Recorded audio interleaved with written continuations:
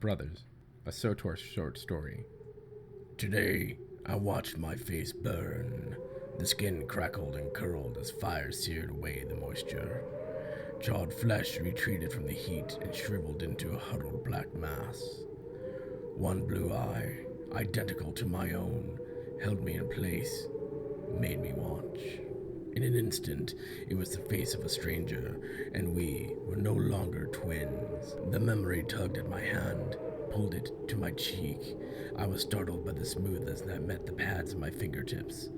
My brother's phantom grip still clutched my arm. I felt the bones beneath his skin reach out, tried to escape the pain, and fail. Arkin had withered for hours before sleep granted mercy. My own bed remained empty. The sheets were tight and immaculate against the mattress.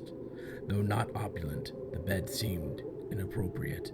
Its sleek, simple design was an insult to the wall that raged outside. I grabbed the top sheet and rubbed across my eyes, forehead, and mouth, staining it with sweat and sand. The soiled, white fabric brought bile to my throat. I crumbled into a ball and threw it back on the mattress. My quarters, a glorified tent, provided false sense of security. It drowned out the wind and the screams of all injured, but I knew the fighting continued. Darth Atroxa would not die easily. Her forces were loyal and ambitious, with strong will to live, but she, too, would fall. Arkin would see to that. I heard the knight's steps before she knocked on my door. "Come in." Your Highness!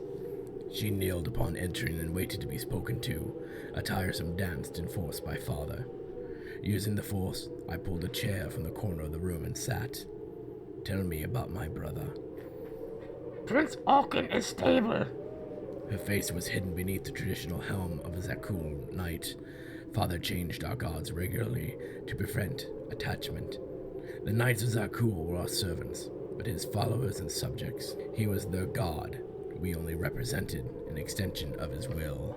"He is not awoken." She hesitated. No, my prince. Her unease was vexing. It wasn't a question.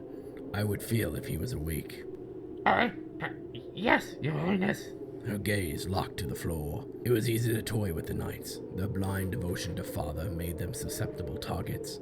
As children, Arkin and I would switch clothes and play pranks on our gods.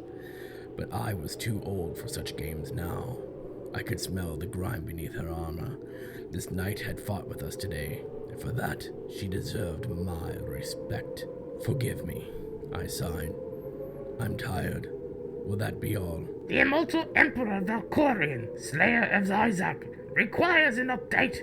The titles were spoken barely above a whisper, as if my father would strike her down for uttering them too boldly. "I shall speak with him alone. Thank you." I waved her away. As you wish, my prince.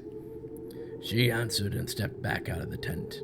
I listened to her retreating footsteps, then activated my holocron. Father's silhouette filled the tent. He stood tall with his hands behind his back.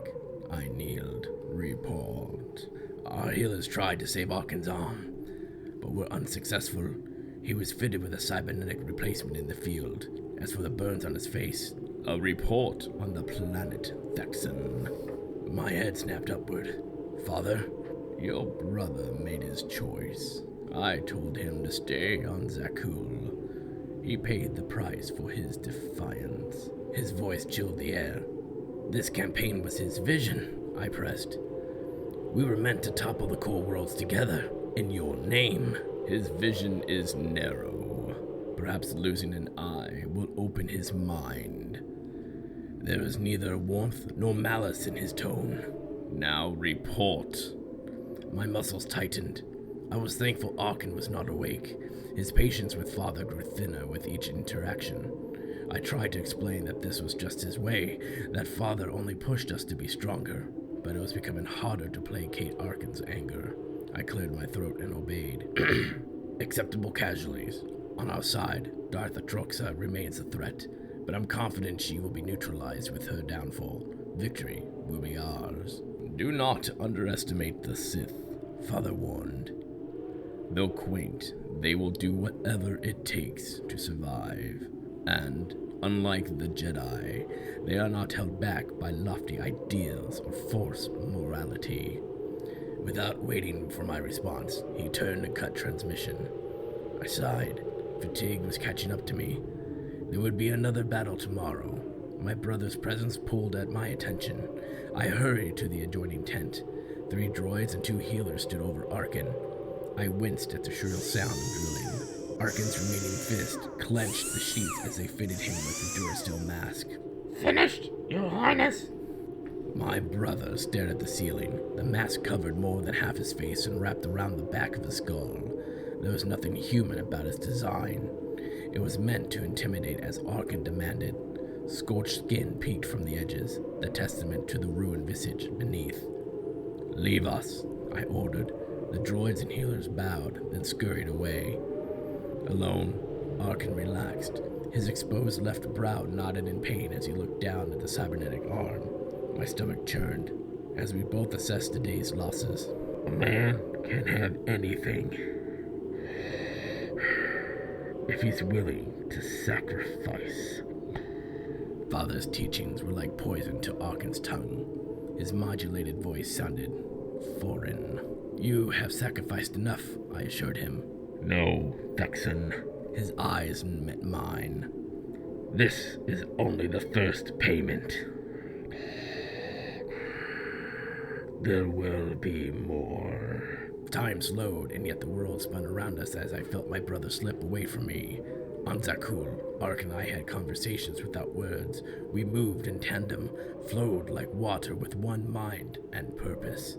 He was different now. I can feel the rage building inside him, a rage I did not share. I took his metallic hand. "How much are you willing to give?" Everything, Arkin said without hesitation. Will you not do the same? "I will fight for you, brother," I pledged. "Your dreams are mine." Cold metal fingers squeezed my arm and lit a flame of hope inside me. They say time heals all wounds.